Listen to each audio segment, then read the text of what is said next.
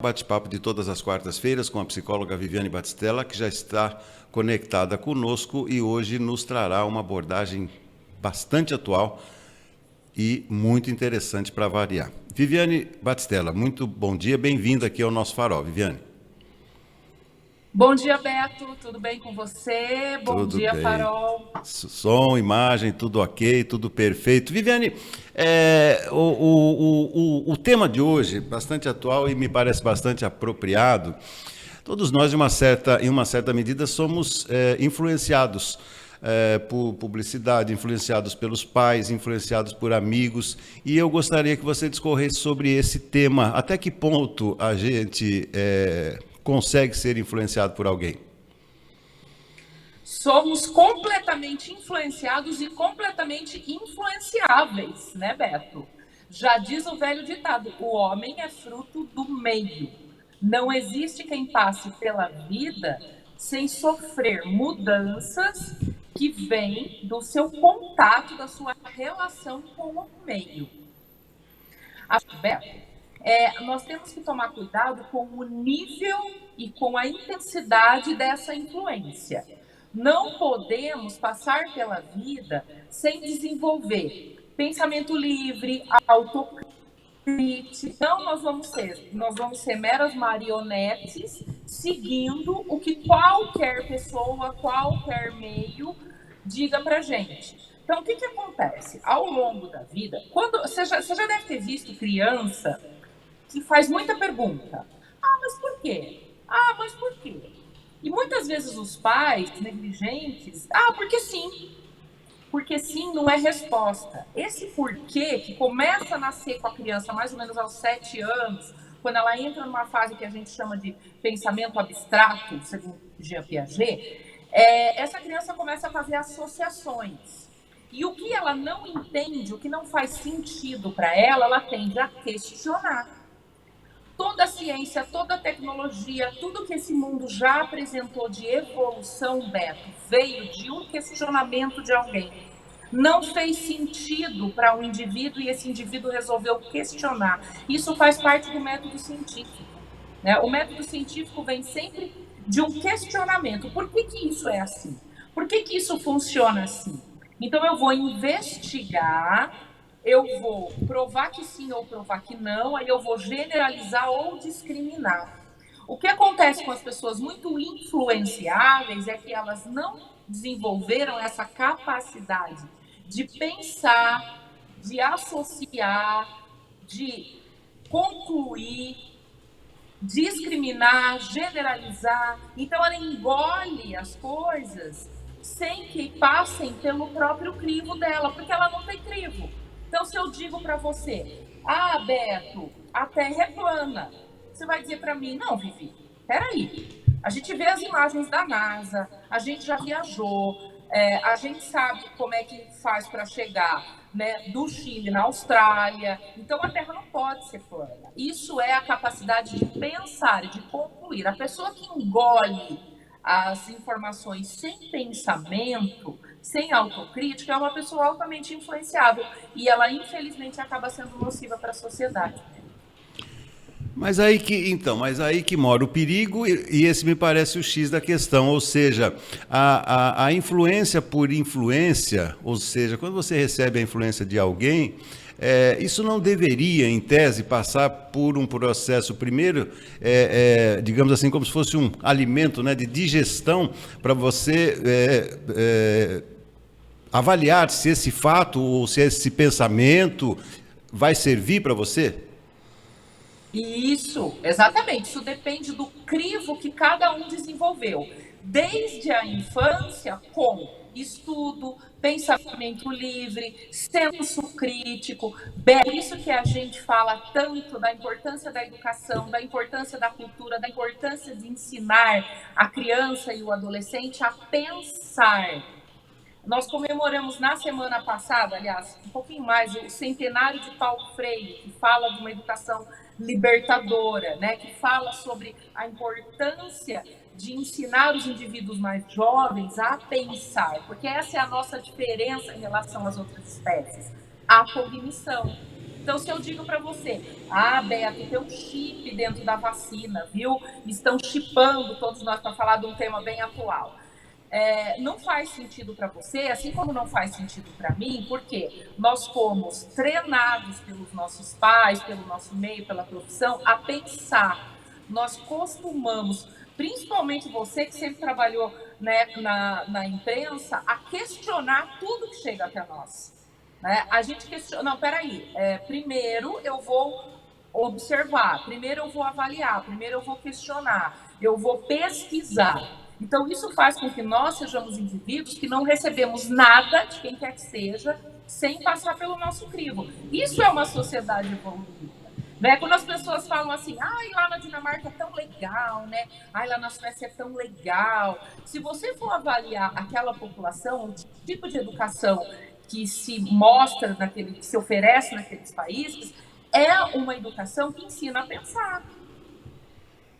Certo. Porque senão você passa a atrofiar uma capacidade que o nosso cérebro tem. Mas como é que eu ensino meu filho a pensar? Como é que eu aprendo a pensar? Precisa ler, precisa buscar o conhecimento, porque o conhecimento vai alimentando o nosso cérebro, como se fosse trazendo informação, como se a gente estivesse programando uma máquina, e aí você cria isso dentro como hábito, como regra.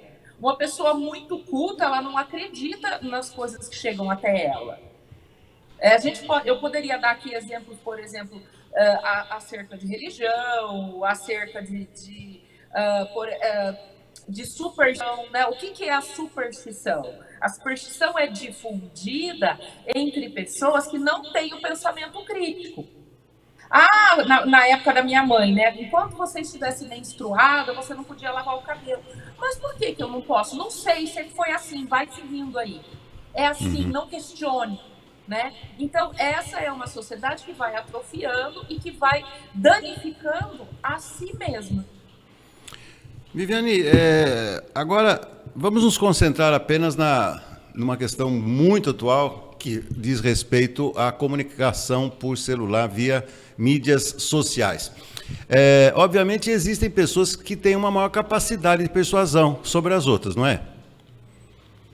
Sim, existem pessoas, principalmente, vou dar um exemplo bem escrachado aqui, as personalidades psicopatas têm um poder de persuasão absurdo sobre os outros indivíduos, porque como eles são desprovidos de emoção, eles conseguem atuar de uma forma muito forte, né? Hitler mostrou isso com muita clareza durante a Segunda Guerra, estamos nós aqui, os dois fãs de Segunda Guerra, falando sobre isso.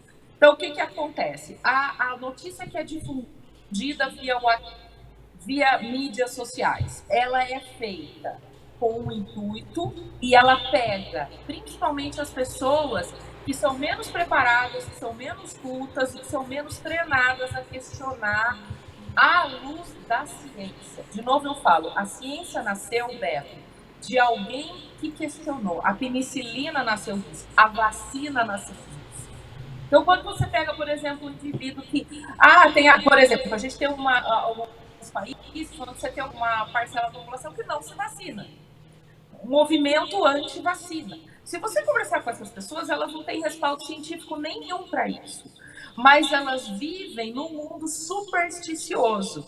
Essa coisa do não vacinar-se é para validar uma crença delas. Então, o extremista, né, o radical, ele está tentando validar uma crença dele. Muitas vezes vem de trauma, vem de experiência pessoal, e baseado nisso, ele se apega na verdade que ele quer ouvir, ele não questiona.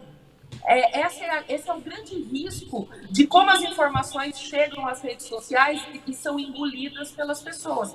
Elas querem acreditar no que as deixa mais confortável. E nós que temos pensamento científico, nós somos eternos inconformados. Nós sempre buscamos. Por isso que a gente muitas vezes adequa as nossas opiniões pessoais, porque as nossas opiniões não são a ciência, são só o que a gente consegue concluir baseado nos fatos. Por isso que nós somos colunistas, escrevemos editais, quer dizer, é a nossa visão de algo que é concreto e que é científico. O grande risco, como eu te falei, essa população que não se vacina, por exemplo, ela causa um mal para a sociedade. Então, por isso é que a gente tem sempre que treinar as nossas novas gerações ao pensamento científico, ao pensamento crítico, à liberdade de observação, sem trave, sem viés, né? Principalmente se for um viés político, religioso também, infelizmente atrapalha um pouco. Bom, para a gente caminhar para o final do nosso bate-papo, e ao contrário, efeito ao contrário, queria que você abordasse. Agora, quando a gente não consegue influenciar uma outra pessoa, isso cria algum tipo de frustração? A pessoa que não é influenciada e não é influenciável, ela está num outro extremo, e aí a gente também vê uma deficiência numa particularidade muito importante, Beto, que é a flexibilidade. Quanto mais aberto você estiver para o conhecimento, mais flexível você é. Então, a pessoa que ela fala, eu não sou influenciado por nada, eu não sou influenciável por nada, ela também está num extremismo radical, porque tudo nessa vida está em movimento. Toda realidade, ela é relativa. A ciência, ela é contínua. E o conhecimento também. Então, nossa, eu não consigo influenciar ninguém. Se essa pessoa não for influenciável, ela está no radicalismo. Porque todos nós estamos em contato. A nossa interlocução, a nossa capacidade, a nossa particularidade de viver em grupo faz com que todos nós sejamos influenciados e influenciáveis. Quer um belo exemplo? Quando você assiste a um filme, se é um filme, um drama, ou mesmo um terror, trash, mexe com você. Você fica um tempo influenciado por aquilo. Então, significa que você está dentro de uma naturalidade, de uma normalidade. Uma pessoa que não é influenciada por nada, ela com certeza tem alguma deficiência, às vezes na emoção, ou mesmo nesse radicalismo. Tema complexo, viu, Beto? Sem dúvida. E eu fui influenciado pelo meu filho semana passada, que seria, aliás, o início da semana de aniversário de Limeira, onde teria que me vacinar, acabei não conseguindo.